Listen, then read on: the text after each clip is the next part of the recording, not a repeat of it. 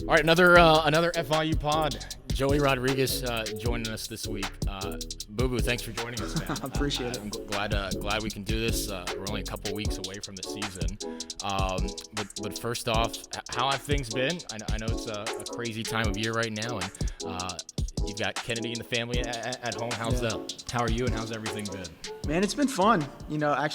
Finally getting back in the gym a few months back and getting with the guys. We've been practicing really hard.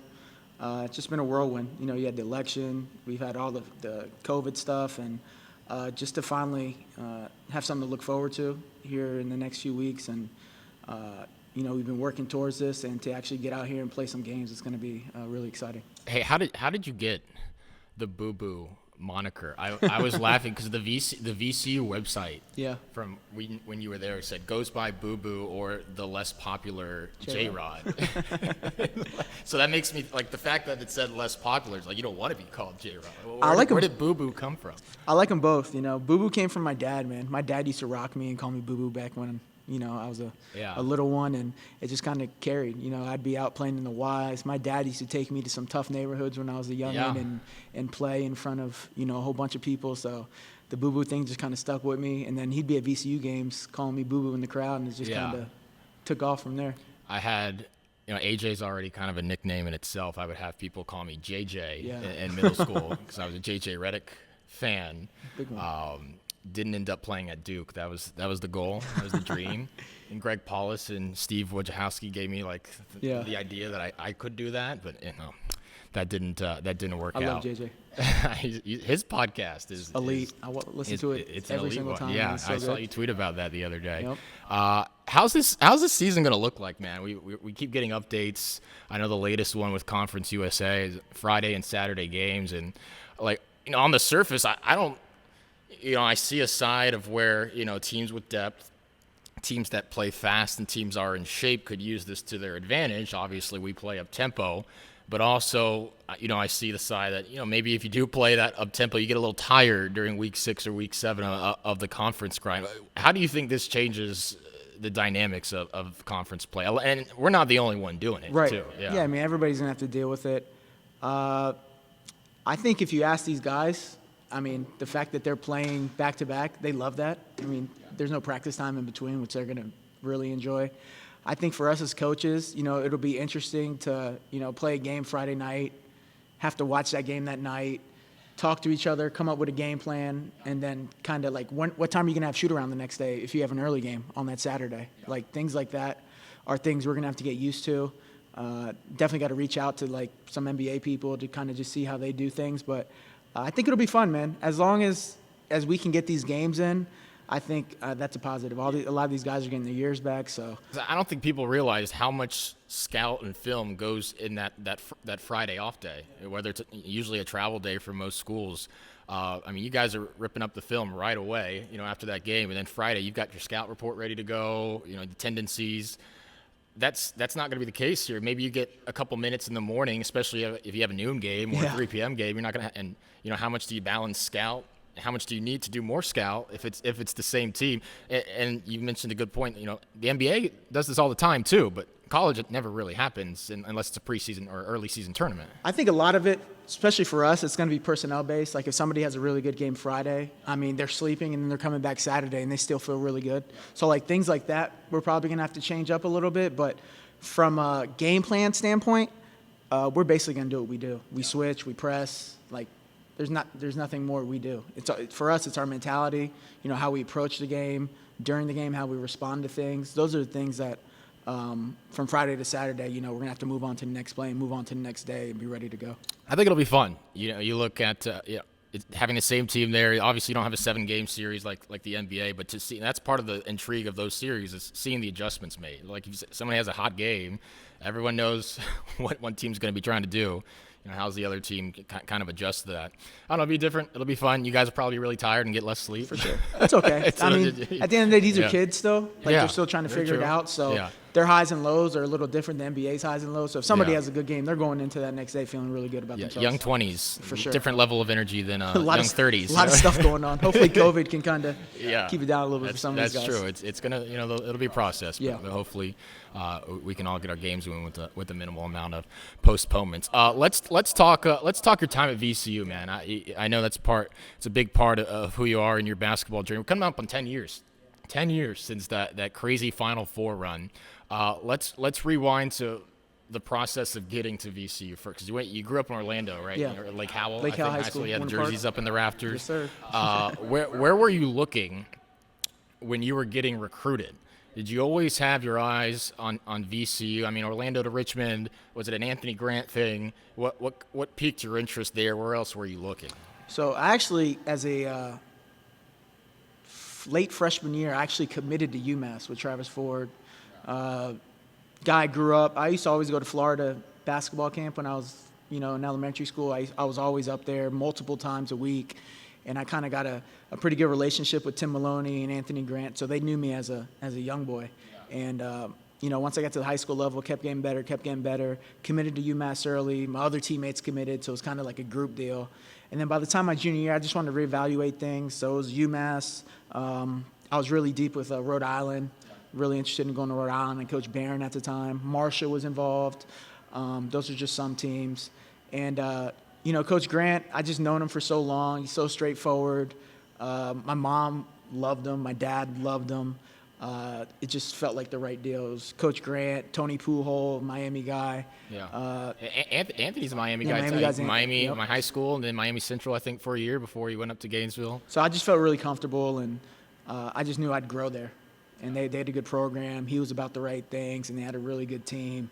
So just kind of ended up over there. And he's doing a great job at Dayton For now, sure. too. Coach of the year. I didn't realize that was his alma mater also. Yeah. So that's pretty cool for him. You had a couple pretty good seasons. I mean, you were a contributor. You were part of the rotation for early on. That 08-09 season, you win the CAA. I think you lost to UCLA in the first round, but you guys had 24 wins that year. So he goes off to Alabama. Yeah. You were done. Yeah, I was out. You were done with VCU. Yeah. And I never even knew this about you, so I was doing a little bit of prep here. But you transferred to Rollins. Right. You were done. Yeah, I was done. You were at Rollins for one day. Yeah. Well, I was never enrolled.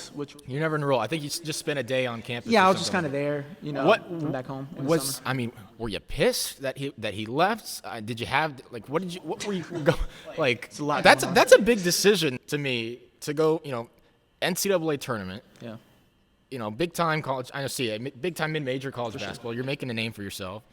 To Rollins, which is a great school in itself. I know people that played there. Rollins is big. It's a notable school. It's not Division I, but going from VCU to Rollins, what was going through your mind to kind of make that move quickly before, and we'll talk about what came next. But. Yeah, I was just, ever since I got to VCU, I was homesick. I've always you? been around my parents. And, Yeah. my dad traveled to pretty much as many games as he can. And, when Coach Grant left, I was pretty down about it. Yeah. He left. And then I thought Tony Pujol had a really good chance of getting the job. They ended up not hiring him and going with Coach Smart, who I knew very little about at the time. Right. Some of my teammates in high school played for him. They said really good things about him. But at that time, I was just ready to get back home. Yeah. It was just something like I wanted to play right away.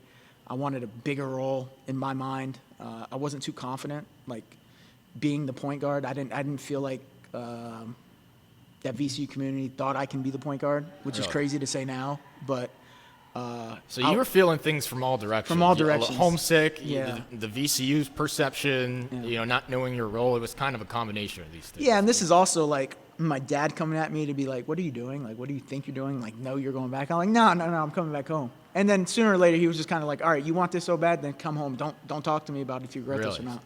So Pops was saying, "What are you doing?" Pops, my brothers, they were all like, "What are you doing? This is ridiculous." Yeah. And did that enter your head that even if I start, I'll be is Rollins NAIA or D2? Nah, D2. D2. Okay. But when Rollins is a really good basketball team. It's Yeah. a really good basketball conference.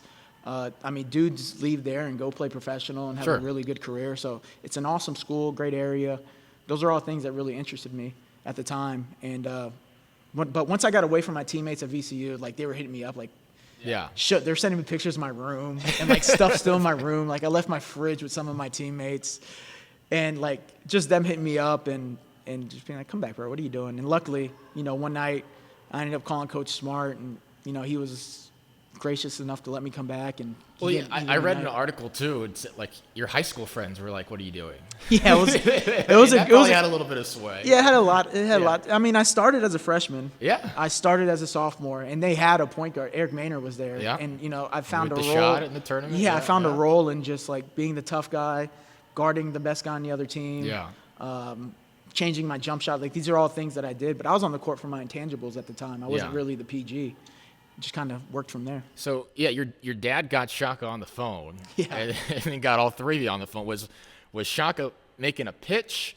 Were you at that point when you're on the phone needing some convincing, or had you kind of made up your mind already? Like, what was the phone call with Shaka like? I love that your dad was like, "Here, you're gonna at least talk to him." Yeah, it was more so just me asking him to come back. Like it wasn't him pitching me. He actually did a really good job of just like leaving me alone. He's like, "Hey, you don't want to be here? Okay, like go do you. Yeah. If you want to come back or so." Like I was still in school at the time, and I was still going to workouts and sitting and watching them do the workouts. Right. And I was just at that time it was kind of going in my head like, "Come on, man, like what are you doing?" Yeah. Ended up coming home, doing that whole deal, and my dad was just like, "Man, if you want to go back, call him because you're gonna regret this." And hopefully he lets you come back, and luckily he was cool enough to let me come back. I guess now he feels good about it too.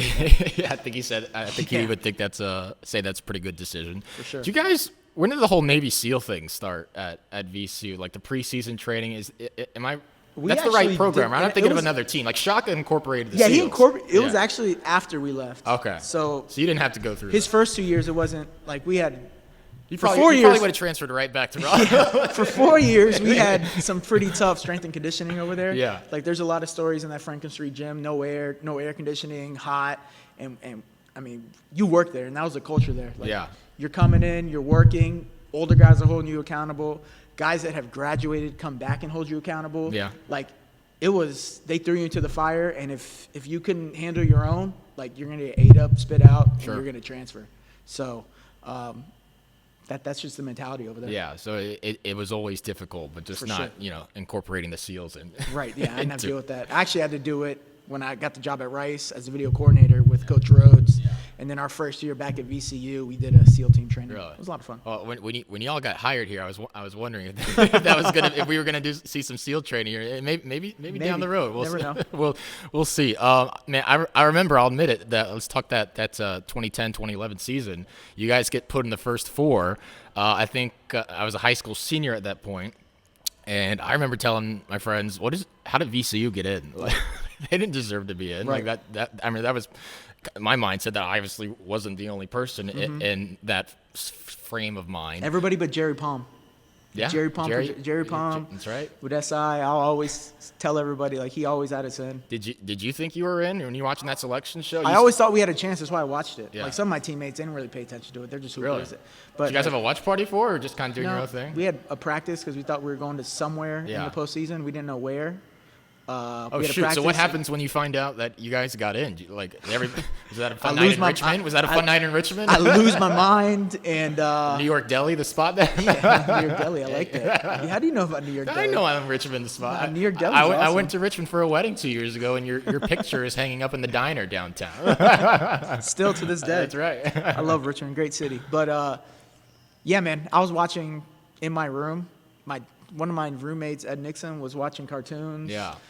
And we see UAB get in, who we lost. We were up by 20. They beat us at home right before Christmas. Crap. Yeah. And we're like, all right, well, we're definitely not getting in. And then you see Georgetown, and then our name pops up, and we just lose our mind. We all run, like we call it Ackle Residence Hall, where everybody lived. We all lived together into there's like grassy area. Everybody's outside cheering. Coach calls everybody back to the arena. There's a bunch of cameras there. Yeah. And then the TVs are on while we're in there. And we're just getting crushed by everybody. Crushed. Does that spoil the mood a little bit? Probably not. It's fine. I mean, at this point, we're in. Yeah. And then we just kind of flipped and we're like, man, let's just come out here and hoop. Was there really the belief that you could make a run, or were you just trying to have some fun in the first four, and then it kind of turned into something there? Nah, we knew we could win games. Yeah. Anytime you guys Coach Smart this, you guys anybody this, the higher the competition, like the more we were engaged. Yeah.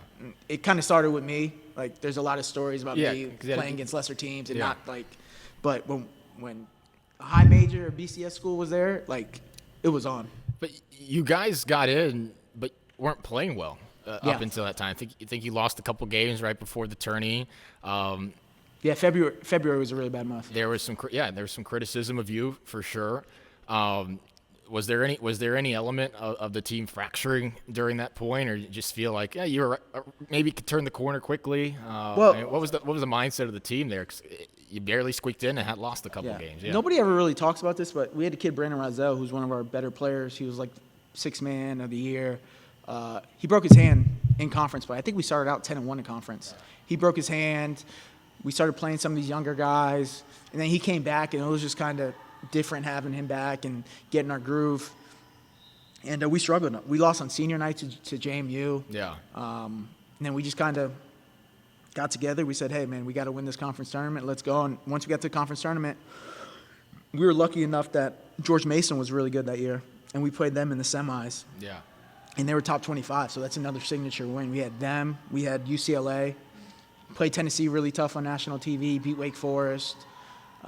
Beat Old Dominion that year, who was in the top 25 at one point. Yeah. Hofstra was good. So, like, our conference and how good that conference was, the CAA at the time, really helped us get in. By the way, I worked in Wilmington for 2 years before I took the job here. Do you remember your UNC Wilmington games playing in Chad Trask? Tomko was their guy. He was like another short little point guard. And he could hoop. He was really good. Yeah.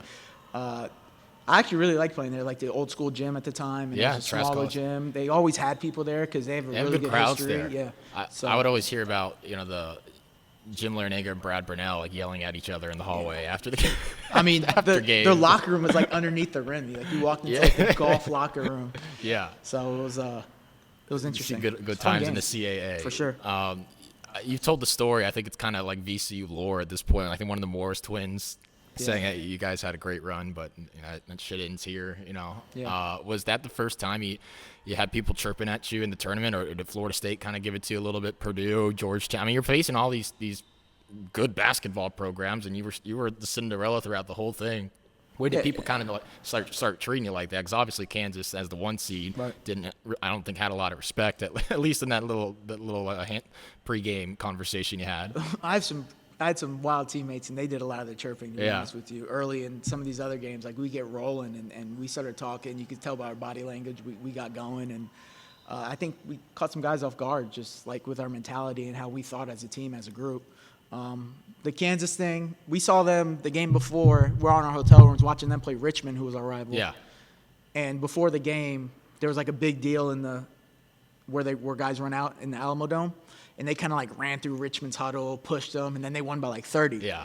So we once we saw that and we won our Florida State game, we're like, all right, that's not happening to us. So like we're going out to Alamo Dome. There's like all these cops here, and we're all like screaming like, no, we don't need y'all. We're good. Let's go. And but to be honest with you, man, those two guys, they played really hard. During the game, there wasn't any chirping. They were just playing. They were going. And it might have been because you jumped up on them after we that jumped on 6-0 them, start. They're they probably like, crap. Had nothing to talk about. Yeah. The funny thing is, after that game, about 3 years later in Puerto Rico, I'm playing professional in Puerto Rico. Those guys actually come to San Juan. We're out that night. I know James Harden through Eric Maynard when I was playing with Maynard, and he was on OKC. Harden comes out, and those guys are there at the thing, and they both walk up on me, and they're like, you remember me? I'm like, yeah, I remember you. And they were actually really good that day. They were really awesome. Tyshawn Taylor was there, so actually a cool little story. There's been a little bit of time for the we hashed it out there, but no, they're two great dudes, and they've had awesome careers. No, that's it's sure it's fun to watch them play and just think about that time, Elite Eight, and the fun memories there. For sure. Does the Butler game, because this is an interesting perspective to me, does the Butler game gnaw at you, or were you reflect back and you're thrilled with the run you were able to have, or do you come from a perspective of, man, we should have at least won one more? Like, we should have won two more. Yeah. We should have won the whole thing, to be honest. Like, in my mindset, my teammates' mindset till this day, like, we were playing such high-level basketball. We had a lot of in and outs that game. They played harder. They made more 50-50 ball plays, and they have been in that position. They've been in that position before. I mean, you don't really know until you're there. Like running out to layup lines Was it overwhelming a little bit? It's yeah, until the ball goes up and then you finally get in the groove, you kind of come back down. But, Yeah. I mean, 80,000 people watching you play basketball game, like, you can't even see your family in the crowd. No, Everybody's I have no pushed idea back. where they're at. But then the front row, you have Coach K, Kareem, former President Bush. Like, Yeah. all these people are there front row. So you're playing and you're elevated. And the front row, the first 3 rows on both sides are just like the who of who in basketball and in the world. And it was, I mean, it took a little bit. A whirlwind point in time. You were on the George Lopez show. Yeah. What the hell was that like? That was awesome. He was Yeah. great. He said It's funny watching. It's like SD television on YouTube. Yeah, standard You're just TV. like smiling, like happy to be there. I got 3 days in LA with one of my best friends, one of my boys from my hometown. They let me fly him out. We walk into like the WB lot, and we have our own trailer. It says like Joey Boo Boo Rodriguez. There's like food, drinks, everything in the trailer. We're like, are you kidding me? So it was great. It was like Lisa Lampanelli. Who's the guy from Terrence Howard was on there, and they were all really nice. Like backstage was awesome. Mm-hmm. It was a really cool experience. Definitely a point in time. You know, VCU has obviously become one of the higher end mid majors, and that point in time will always be looked fondly. You finish up your career there, and you spend a little bit of time. You mentioned Puerto Rico and Turkey as well. Got to be a contrast there. Yeah, complete contrast. I mean, did you just want to get a little bit of professional experience? Did you know you wanted to get into coaching right away and just wanted to see what you could do professionally? I mean, what is it like playing basketball in Turkey when 2 or 3 years ago you're in the Final Four? It was fun. Like the experience was awesome. I've never really been to Europe like that. Yeah. So going there by yourself is a different experience. It's not for everybody. You were homesick in Richmond. What about Turkey? I mean, homesick and having a kid already at that point in my life, and it was different. It was tough. Looking back on it, you can ask the guys out here now. They all joke around like, "Why are you still not playing?" It's just like, guys, relax. Like I'm coaching. I enjoy it. I'm good. But it was a great experience. It was. A lot of Skype calls at the time. With the technology now, it could have been even better. Sure. But, it was a cool experience. I clearly could have kept playing, but I'm happy with where I am. I have a great family. It's cool to be back in the States, and I love coaching. Yeah, and you've gotten to, majority of your stops you've been able to have, like, VCU fam around you. Coaching tree. Yeah, it's Shaka's and Anthony's tree certainly is extensive. For sure. You spent time in high school, though, too. I mean, you were coaching your alma mater, right? Yeah. Like how? For a year. I was coaching, and I was a video game designer at EA Sports. That's right. Yeah. People forget that. Video game designer. How did you get into that? Just luck, man. I was just knowing the right people, I guess. I don't know. What did you major in? Like, were you? I didn't major in nothing. It was a basketball game. So I'm a gamer. Yeah. To this day, like I love gaming. I mean, were you like a tester? Like, what were you doing? No, I was a designer. I was writing designs. Yeah. I was doing. I was writing ideas down. I was directing mocap in Canada, and I was working on NBA Live, the console game. So at first it was a lot of learning. Like I had to learn the programming. I had to interact with engineers who actually wrote the code. Yeah. And try and get my ideas across to them, to where they're doing numbers and trying to figure out how they're gonna. So it was actually really good interaction for me trying to get my point across to somebody that didn't really understand what I was saying. But it was an awesome experience. Like that place is kids dream about being at EA Sports, and they're making Madden there. I'm going like playing Madden 5-6 months before the game even comes out. Yeah. Like that's unreal for somebody to actually have that and then still go coach my alma mater. It was a great experience that year. Can you tell your contacts to bring back NCAA football? I tell them all that when I was there, that was like an ongoing thing. Give me NCAA football. Give me NCAA basketball. I feel they've been trying for a long time, and it's out of their control. Hopefully, with time, they start bringing those back. Those were the games. Awesome. I mean, I can't tell you the amount of hours I spent on March Madness, NCAA. You know who still has those games is Coach Ballard at his crib. Does he really? He's got the old school PS2, PS3. He's got all the March Madnesses. Did I tell you my video game flex yet? Have I told? I always say this during Tooth, Truth, and a Lie. I was number 1 in the world at College Hoops 2K7. Really? With JJ on the cover. Oh, I know wow. it's a 2K. I didn't mean to bring 2K. It's okay. But I had to be number 1 because JJ was on the cover. I spent like all of December 2007 playing that game. The game's awesome. And I missed this because you don't get this in the NBA 2K games. the pressing. Yeah. Like, if you were good on the press at those games, Yeah. you could frustrate the hell out of some people. Like, They always did a really good job with the atmosphere, too. It was just fun. Yeah, it was so playing much at that fun to time. play. And I mean, NCAA football, I could tell you stories for days about, like, playing that in our room with my roommates in college. Yeah. And us just, like, all day playing. All day. Back and forth and, some fights here and there. But that's where it was at. that's a part of our college experience, man. For sure. The NCAA football games. All right, so you're at EA Sports. You're coaching on the side as well. Is there a different level of satisfaction that comes from being the head coach, even if it is at a high school level, versus when you're the video coordinator, I think at Rice and VCU for a period of time? Did you miss the element of being able to coach? Look, it's the unspoken thing. Like, video coordinators still probably do a little bit of coaching where there are different styles, though it's not permitted, but maybe interjecting here but you're not a coach. Yeah. You're not a head coach. What were you itching to get an assistant spot at that point, or just paying your dues and enjoying what you're going For me, it was more about paying my dues. There's a lot of guys that have played that kind of feel like, all right, well, I played for you. I deserve to have a chance to be an assistant coach. And maybe for some people it's like that. I really enjoyed paying my dues. Going to Rice was awesome. I love Coach Rhodes. Yeah. Meeting J.D. Byers, Brent Scott. Like, those guys taught me the ropes. They held me accountable. I'm sure I was a hassle on them at times. I played at a high level, not too far in the distant past, and there were still things that I was trying to get used to being in that role as a video coordinator, doing laundry. Yeah. I was recording practice the whole time, sitting up there just like by myself. Like, I don't feel like a lot of people understand. Like, it's different for somebody that plays. It's a grind in itself, and to actually go through that and kind of earn my stripes and be at this point where I am now and still trying to improve, trying to get better. I owe it all to that stuff, and Coach Rhodes giving me that opportunity. Were there aspects of coaching collegiately that you didn't realize, whether responsibilities, routine, what it encapsulates? You had been around, a high-level coach in Shaka. Yeah. You had been a head coach at Lake Howell.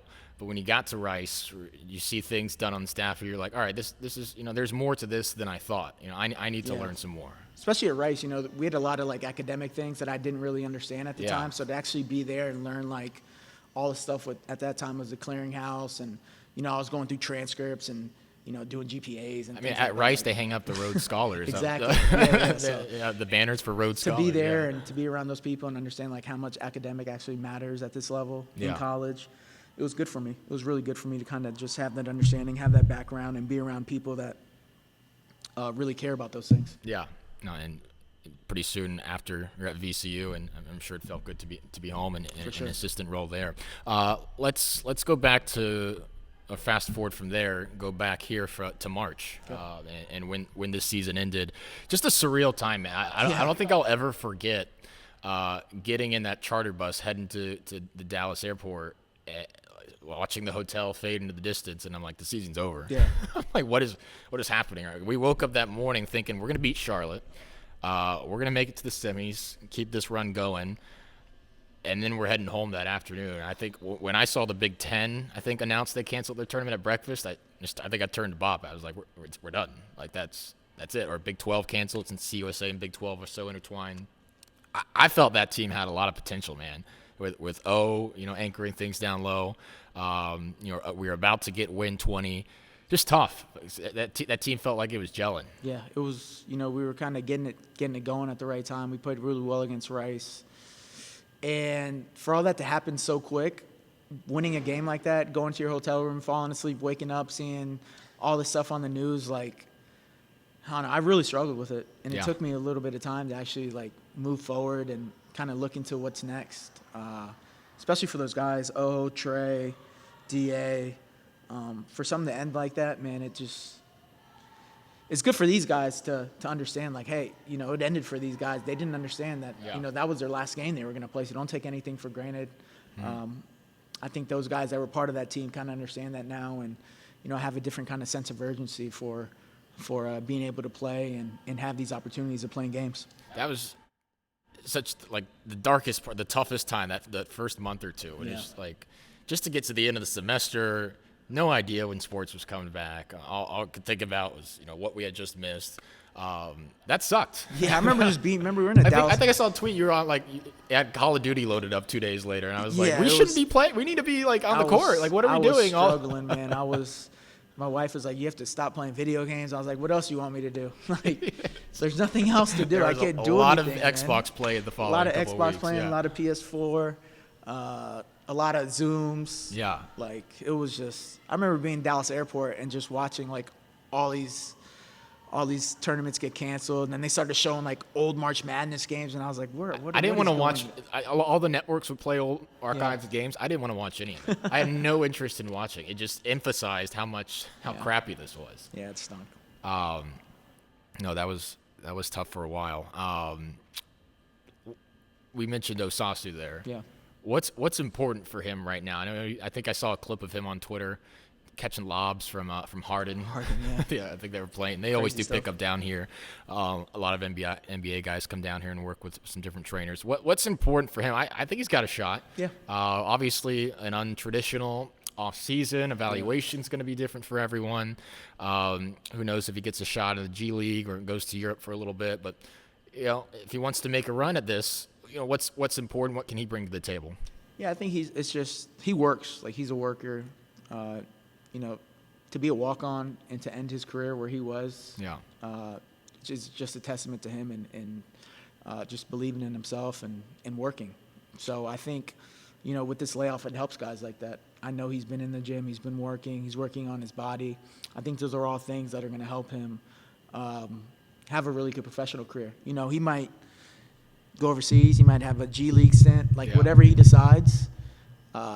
If he puts his mind to it, he has all the tools. So just keep playing, keep being professional, keep working on your game, and you never know when an opportunity is going to happen. Yeah. You never know. There's guys that go overseas for 5 years. I have a friend, Troy Daniels, who passed up, $150,000.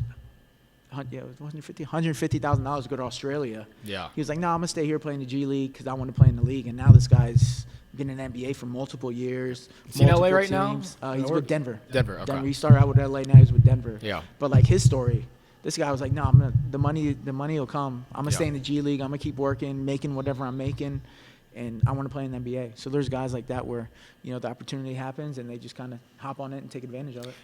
Has Raja or Carlos reached out to O at all, or do you guys ever chat with them every now and then? I actually haven't. I see Carlos at a couple of games. I played in Puerto Rico. I've never actually talked to Carlos. Yeah. I listen to Raja. You two should definitely link up. You got a lot of shared background. I literally listen to Raja every Monday morning on The Ringer on his podcast now. He's on there, and I love listening to him. Those are just guys, hopefully, by the time, we're done with this, I can finally – it's just crazy with COVID, man. You can't really go out. You can't really meet people. But once this is all said and done, I definitely want to meet those guys. I'm every Monday morning, I'm literally driving to work. Yeah. I listen to Raja. I put my AirPods on.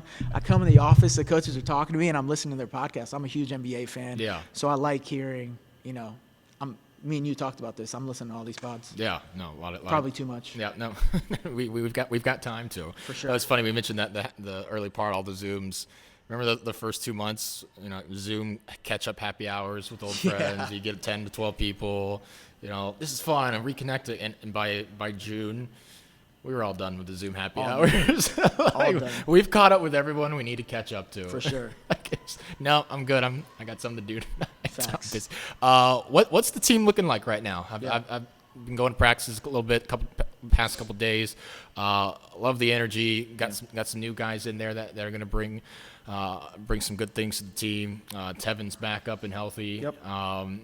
Obviously when you lose a rebounding and shot blocking presence gonna have to make up for that somehow. But we stunk at rebounding last year anyway, so it's kind of like when you look at the team total. If you look at the numbers, our rebounding, we weren't great. So we got to get better at that. Sure. But those are things Yeah. Well, he covered some deficiencies too. If you had a safety blanket if you got beat on the perimeter. We switched everything. He was elite. Yeah, he could guard 1 through 5 for sure. I love seeing him switch on 201 as the shot clock was winding down. Anytime you saw a team do this and spread it out, let me go. We're like, let's go. Good luck. Good luck. Oh, and most of the time, I love to see the percentage of sure. successful shots, just successful plays when O is isolated with the guard. Yeah. What's the vibe of the team right now? We're recording this with about 2 weeks left to go. It's been a whale of a time putting together a non-conference schedule for every mid-major school because a lot of Power Fives just don't want to take a chance at losing right now or pay a guarantee game. Just in terms of how everything looks right now, putting the team together, new pieces. What are your impressions right now? I think we're gonna have a chance, man. We got a lot of new guys, very skilled offensively. We got a lot of guards. We can really shoot the ball. I think this is our best shooting team since we've been here, which says a lot. I thought past 2 years we shot the ball pretty well. I think this team takes it to another level shooting. Okay. So with our spacing and how we play offensively, I definitely think scoring's not going to be a problem. Defensively, we're going to do what we do. We're going to press. I think the closer we get to this game, our practices have been better and better. Yeah. Our energy has been better and better. But they picked us 11th, so these are things that we know. Interesting. That's what they picked, and now we come out and I guess the on the surface thought is you lose DA, Trey. Sure. There's going to be a drop off, but there's some great pickups there too. And I think what's underestimated is when guys have been put in the system for a couple of years too. Like there's going to be another. I think like you look at a guy like AD.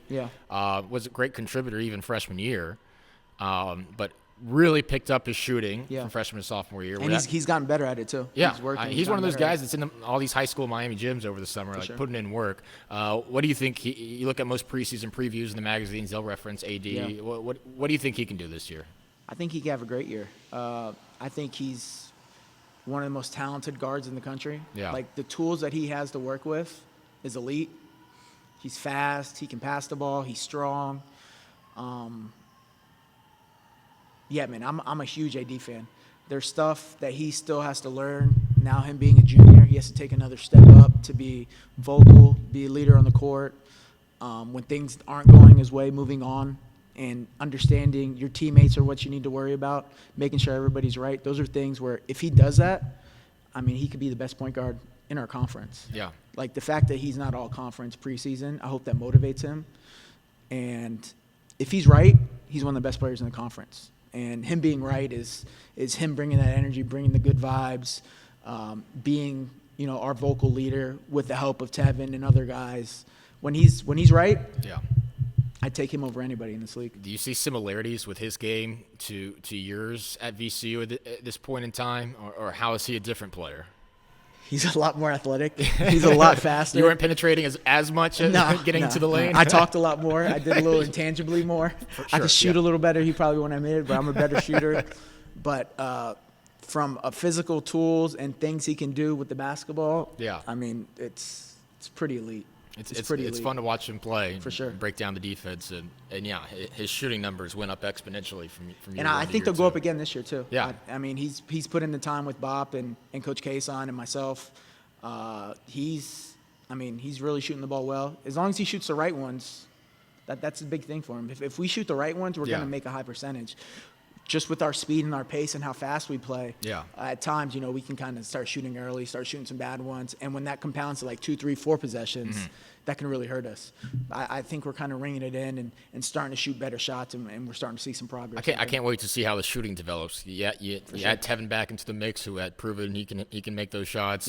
Patar is a spot-up shooter, and we'll see what he can bring in terms of breaking down the defense.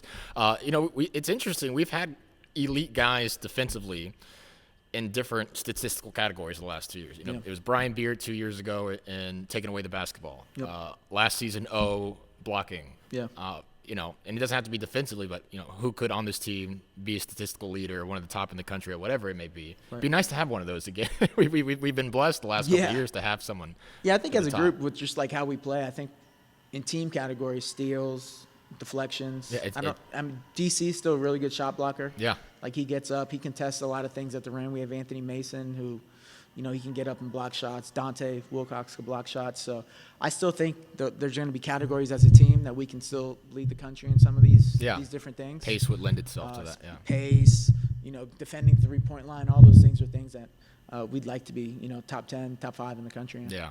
Well, looking forward to, like I said, from recording this, we got about 2 weeks to go. For sure. We've put together that non-conference schedule. It looks for a while there that we had like 2 teams to play. And we were not alone in that. Major schools. Shout out to Jesse Bott, man. My man's been been struggling. He's been hitting people up. He comes in some days where he's like, man, this schedule and stuff is driving me crazy, but he's kept at it, and he's done a really good, really good job. Not fun to be in charge of that this season. Getting that thing done. Nah, he's done a heck of a job. He's done a really good job with that. Starting to wrap things up here as we move forward. Did you pick up any pandemic hobbies? Besides Call of Duty Warzone? Yes. Let's think. Actually, I don't know if my wife will admit this, but I've actually started doing some more things around the house. I'm trying to learn how to cook a little bit. I don't know if that's a hobby. That's just being a good person, right? Yeah, but I guess that's right. I mean, cooking, I guess. I'm trying to learn that. Okay, there's doing a little more laundry around the house, cleaning not a hobby, some things but up. much appreciated in the household. I'm just trying to get better, trying to be better. You a golfer? I've started golfing. No, Colin, one of our GAs, has been trying to get me. Jesse's a good golfer. I haven't really done you need it. I always say man. it. I know. As a terrible golfer, I still advocate for it. I used to, whenever I'd go to a different city, I'd try to, run, find a good trail. That was my way to explore the city. There's no races to train for right now, so I've completely stopped running. I just want to play golf at it when to be honest, travel. Man, I want to start a podcast. Yeah. I listen to them so much. I know they're tough to do. It seems a little easier than what it really is. Yeah. Consistency, but we travel enough to where if I got the equipment and I could just call people and grab people, that's something. You got the network. I've always thought about doing. I was thinking the same thing too at the middle of it, and I think it's a thought that so many people had in the middle of the pandemic, which is I think why I strayed away. Yeah. I was like, I don't want to be another basic person just making a basic podcast, because everyone's bored and making a podcast in June, July. So I was like, let me not do this. Just imagine those months for the kids, just younger kids. It's been tough on them, not seeing your friends, having to stay inside. I mean, because look, the situation's obviously as bad as it's ever been right now, but it's still a different daily routine. There's a lot of places you can still go eat now, or even eat inside. We just didn't know a lot at the time. Schools are still in session here in Miami, even though the cases are. So we don't know if that'll stay that way, but it just feels a little less intimidating. Right. Than March, April, when it was true lockdown. True lockdown. You don't know what's actually in the air. We're getting answers, we didn't know anything. Different answers. We didn't know anything. So those are really tough months. And on those young kids, I have 2 young girls. I have a son. Just having to stay inside and trying to figure out things for them to do. Yeah. While you're inside, those. Did you utilize a Disney Plus subscription that might have helped my you? Disney. I had my daughter watching Spider-Man. She's like, Marvel. She said, "What's this?" I'm like, "Oh, Marvel. It's good. Watch it." Get him started young. Yeah. Start early. Was it you? I saw you're an Ozark guy. Did you finish Ozark? I love Ozark. Yeah. Great show. I just started that. What have you been streaming? What is?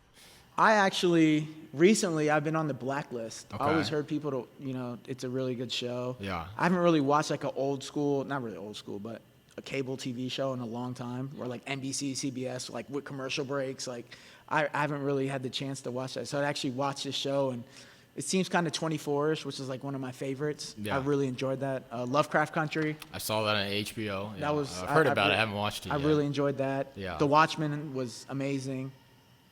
I have a lot of time on my hands, clearly. Yeah.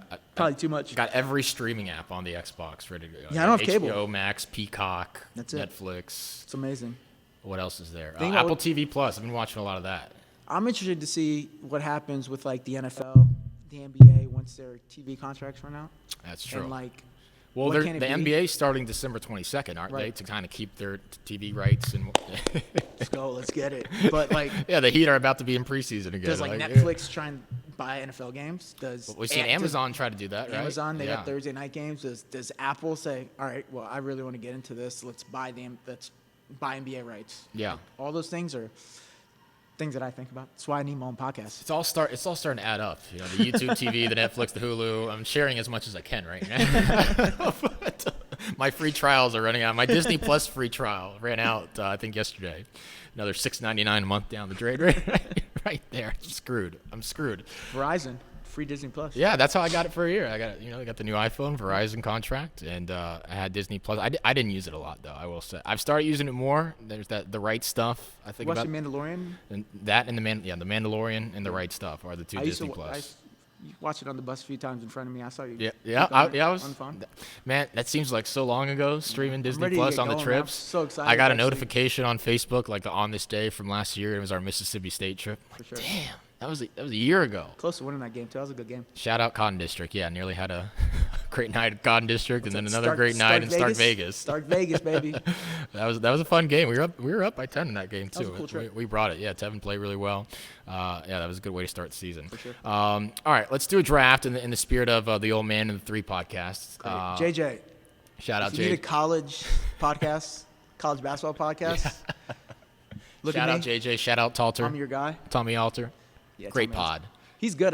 He always wears his hat crazy though. Like his hat's like Yeah, sometimes that's like the this. inspiration for you here too. Can we at them and when we post this? Yeah, we're definitely gonna at them. JJ.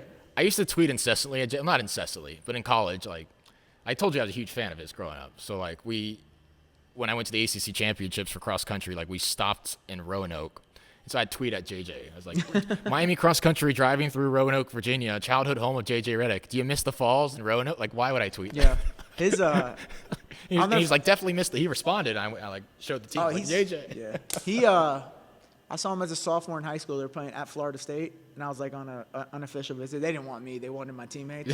But I went on the visit anyway. Yeah. And when I tell you, before the game, I've never heard fans talk to somebody so bad terrible. what they used to say to him. Florida State in particular was And he awful. was a savage. He would look at him, he'd laugh at him, and the game started, and he was destroying, man. He had a three before the halftime buzzer in 06 and just waved to the fans as he went off the court. My favorite college player of all time, just from his like mentality and. I don't think college fans hated anyone as much as him until Grayson, probably. Yeah. Leitner, I mean, the Leitner deal. Oh, I was after a little too young. JJ, yeah, before, yeah, for sure. Any Duke white guy, it's they get that. Hoopers though, all of them. Yeah, they can all play. Yeah, no, 100%. So let's do our draft. We were originally going to film this election day, so I was going to go like top states, your top 5 states, but election day has come and gone, so we're changing it. Best places to eat in Miami. Okay. So snake draft, you'll go first. I'll get 2 picks, and you go. You can only choose one, like technical 5-star restaurant. Okay, so that's our only terms and conditions here. I kind of made a list up in my mind before this. I hope I don't forget anything, but we'll start with you. So top 5 places to eat in Miami. Who's your first pick? First one that I was eating religiously till they moved the food truck is Caja Caliente. That's a interesting pick. Where is that? It was right behind my building on like 26th and Biscayne at the time. Okay. They've actually moved into the design district. So this was an Edgewater thing, and now it's design district. It's a food food truck. It's a food truck, yeah. That's your number 1 pick. This food truck is that good? It's so good. Caja Caliente. I literally eat there so much that at the time where I have to put it number 1. Like I've spent the most money there. Okay. Jeremy will agree to this. I'll have to try it out. I've never heard of it. Caja Caliente. Caja Caliente. They're a taco. They're a taco truck. Okay. It's really good. I'll give them a shout out there. Caja Caliente. Coyo Tacos, the place in Brickell.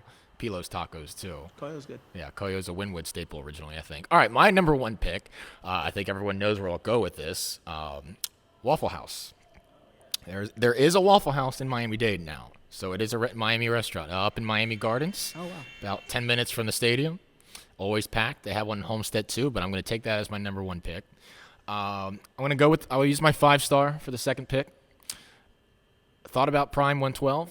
Yep. It's a classic, a Dickie V institution whenever he comes down here. I'm going to go with Joe's Stone Crabs. More of the tropical seafood vibe. Miami, on the coast. Joe's Stone Crabs is my second pick. I like Prime 112. You'll take Prime 12? Prime 12. Okay. Steakhouse. It's awesome. A little on the expensive side of things, so I'd probably go. I actually haven't been yet, so I can't vouch. It might be a once-a-year thing, but I love it. I think it's awesome. Can't argue with that. That's a good pick. Coach Ballard usually picks up the tab, so when you go, you just got to be like, well, let me know next time. Where's JB at? JB, we're going to Prime 112. Let's get it. Shoot me a text next time you spontaneously head over there. You pick up the tab, you're going to look at you. Jay will be like, what are you doing here? I'm at your table, coach. What are you talking about? Number 3, my third pick. I'll go into fast food. It's a place I miss when I'm not in Miami. Pollo Tropical. I think their chicken's phenomenal. I think it's great value. You get the chicken, 2 pieces, the roll, the little Hawaiian roll, black beans, and rice for like $7. Really? Terrific value. You add the cilantro sauce in there. Pollo Tropical is extremely underrated. They've just introduced Cuban sandwiches now, too. So that's a game changer. Very appreciative of Pollo Tropical. So that's my third pick. Puerto Rico like my team so far. I eat it there way too. I eat it there. It's not even a word. I ate there way too much. Well, they're on campus, so it's hard not to. They are on campus too. I should go. Yeah, they just I would say renovated. Chick-fil-A, but I'm not gonna do that. That's way too basic. Okay. I will go. I'm really hoping you don't steal my next pick. I think it's called. It's a seafood spot. Garcia's. Yes, that's a good. I think it's a like good it? pick. You like it? I haven't been, but it's always I read it in articles every other week. It's good. It's been Garcia's has really this. crowded recently. Yeah. Because people are finally back out there, but I mean the seafood there's awesome. It's a cool vibe. Yeah. It's right on the river, Little Havana. Yeah, if you come here, I'd definitely go to Garcia's. Okay, Garcia. So you have the food truck, the Caliente food truck, Prime 112, and Garcia so far. Yeah, I feel like okay. you picked Pollo Tropical on your list, so. Look, Pollo I've- Tropical I've- is multiple places. You have to have a good fast food spot in your top 5. Versatile, If quick, we were an on the old go. man in the 3, you would be definitely trailing. But keep going. No, You're good, go. I'm happy with my team so far. All right, 4th spot. I really would get crushed if I did this without doing a little Havana spot. So we're gonna go with Cafe Versailles. Sounds really good. Never It's got been there. history, tradition. You've got the quick. If you want a croqueta, an empanada, you've got the quick service counter, or you can sit down and have yourself a meal or a nice date night. So it's very versatile in its role. A little Havana classic. I don't think anyone can argue against that pick. So good pick. that'll be my 4th pick. Yeah. I like it. Yeah. I'm going to go with a brunch vibe. Ooh. A brunch vibe. Yes. And you can actually choose the Coral Gables lunch vibe, or you can go with the Edgewater Midtown Wynwood vibe. And I'm going to go with Tap 42. Nice DJ. Really knows how to play his music. Yeah. Is Tap 42 a South Florida thing, or is that a national chain? I don't I've even only know. seen I it don't here, even know. to be Yeah, I haven't honest. seen it at a lot of places. I love it, though. It's awesome. It's a good vibe in there. Good vibe. Good food. Do they have bottomless brunches there? Yep. Yep. Okay. That's Little bottomless mimosas. okay. If grandparents are here watching the kids, me and wifey, Straight on Little down to Tap Tap 42 vibes, and we're Don't have good. to drive too far. I didn't know they were in Edgewater too. Midtown, you said? yeah, they actually have one in Doral now too. Wow. Okay. So they're all over the spot. They're all over the place. I only thought they were in Gables. I'd been to that one. All right. So Tap 42 is your 4. So we got one more pick. I don't know if I have a brunch spot on mine yet. This is tough. It's either Pincho or a place in Brickell called Amor. You ever heard of it? I've heard of more. Amor de Miami. It's a French spot. It's on Brickell Ave. You know, I got to match brunch. I don't have brunch there. I'm going to go with Amor, and here's why. They do free bottomless brunch with any entree. And Can I ask you a question? and yes, How much are the entrees? that's what I was about to get to. And the entree, a lot of entrees, I should say, range from $10 to $15. So I'll go to Amor. That's where I went after the marathon. $14.99 for steak and eggs and hash browns and bottomless mimosas. I think on the middle of Brickell Ave. I think that's a heck of a deal. Do you have to be eating to keep drinking the mimosas, or once you're done eating and you? Oh no, they still bring them. The only thing though, there is a small asterisk, and I mentioned this because other people have realized this too. It's not just my experience. The service could be somewhat slow. You could be ready for a refill for a couple minutes, and they're just walking around. And you're trying to make eye contact. And they're nope, kind of. Hey, so I think it's been. I always try to like vibe with the waiter or waitress, whoever they are, get to know them a little bit, so that maybe next time when I come there, they're like, oh, he's back. So they can be a little slow to the refill, but I think if you spend a lot of time there, get to know them, your value $10 for an entree and bottomless brunch, hang out in Brickell, good. sit outside. I think that's a good value. So like that would be my 5th pick. Brunch of the people. I can either go with a David Cason Spech, which is Brimstone. He loves that place. Yeah. Talks about it religiously. Big fan. But me and Jeremy live close to each other. Zay Anderson, our video guy, is always talking about this place. We go there a lot. I'm going to go with Grails in Wynwood. Grails. Wings, burgers, good vibes. Sports bar, a lot of like the shoe thing is like a big deal there. I'll have to do some research on Yelp into that one. Haven't. It's really good. I'm not gonna lie. It's called Grails. Grails. It's I believe it's ran by the people that run Fontainebleau. Oh, okay. Well, then it's probably some good Big quality time. there. It's Yeah. like indoor, outdoor. I don't know if it has the name recognition, or No, I maybe don't I'm think just so. ignorant I'll and tell naive. you though, like for UFC fights, it's packed. Like it's free cover, no cover, I should say. So Yeah. you can come in, eat, watch the fights. For Heat games, it's packed. Yeah. Me and Jeremy, when we had an off day or whatever, or we were done, we live so close. Yeah. And VCU was on like CBS Sports. We'd go there and watch Coach Rhodes and those guys. So Yeah. it's just a good place to watch sports, eat. Good vibes. Good vibes. All right, we'll put the list together. We'll put it on a graphic and Chill see on who the comes up 18% with the better gratuity though. team. The 18% for gratuity on any bill is just, come on guys. Little We're gonna give a good tip, Soul crushing. but come on man, just The mandated just tip. let us know if you're gonna do the 18% gratuity, please. South Beach gets you with that, the service charge. Yeah, I don't go that way. Probably best. When people come in to visit, I like going down. Yeah, there. that's the place to take the friends. Oh, Boop. whoa, Yeah. whoa! I missed one. Oh my goodness. What's a steakhouse on in the park? In the park. South Beach. In the Fontainebleau, Gotham Steak? Nope, other way. South Point. South Point? Ooh. You know this? There's a steakhouse there. I thought Prime 12 was kind of the steakhouse there. No, it's Oh my goodness! Just go ahead. My Well, wife's gonna. you destroy me didn't for this. scout. You didn't do it. What is? Yeah, you kind of hit me off guard. It's But tough. there's a steak. I'll find it We'll out. figure it Text you out. about it. We'll figure it out. Sorry, Add it as guys. an addendum. We'll see which team wins. I'm happy with my team. I don't think you can knock Pollo. Pollo's for the people. Always long drive-through lines. Pollo's also in Oviedo, Florida, where I live. Oh, yeah, There's yeah, Pollo yeah. there. Yeah, okay. So So- Central Florida. I miss it when I head up to Pensacola. There's no Pollos in Pensacola. Boo Boo, appreciate the time, man. for It's sure, been man. fun reminiscing a little bit about the VCU days. I know it's crazy. It's been 10 years since that Yeah. already, but you're still hooping every day here. Yeah, it's been fun, man. Keeps You me in couldn't shape see it a at the little start. bit. The sweat was all over his shirt, but Yeah. it dried off a little bit. All right, man. Appreciate the time. Thank you, man. For Appreciate sure. you.